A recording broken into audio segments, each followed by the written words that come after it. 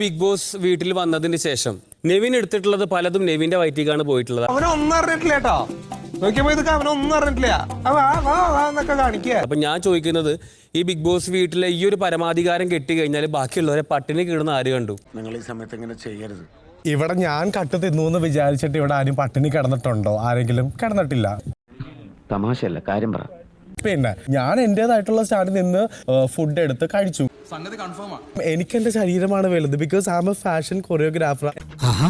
അപ്പൊ മാനേഴ്സ് മാത്രമല്ല, വിദ്യാഭ്യാസവും ഇല്ല. എന്റെ സ്കിൻ, എന്റെ ഈ പെഡിക്യൂർ, മാനിക്യൂർ, പിന്നെ വാട്ട് എവർ ഇറ്റ് ഈസ്, അതൊക്കെ ചെയ്തുകൊണ്ടിരുന്ന നാൾ പെട്ടെന്ന് ഒരു ദിവസം ഇങ്ങോട്ടേക്ക് വന്നപ്പോൾ എന്റെ സ്കിൻ വളരെ ഡള്ളായി തുടങ്ങി.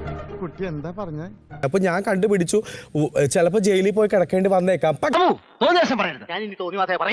പക്ഷേ നിങ്ങളെല്ലാവരും ക്ഷീണിച്ചു ചൊട്ടി. പക്ഷെ ഞാൻ നോക്കൂ, ഞാൻ ഇപ്പോഴും ആ ബോക്സിൽ തന്നെ ഇരിക്കുന്നു. നിങ്ങളുടെ ഒന്നും ഒരു സമ്മതം എനിക്ക് ആവശ്യമില്ല.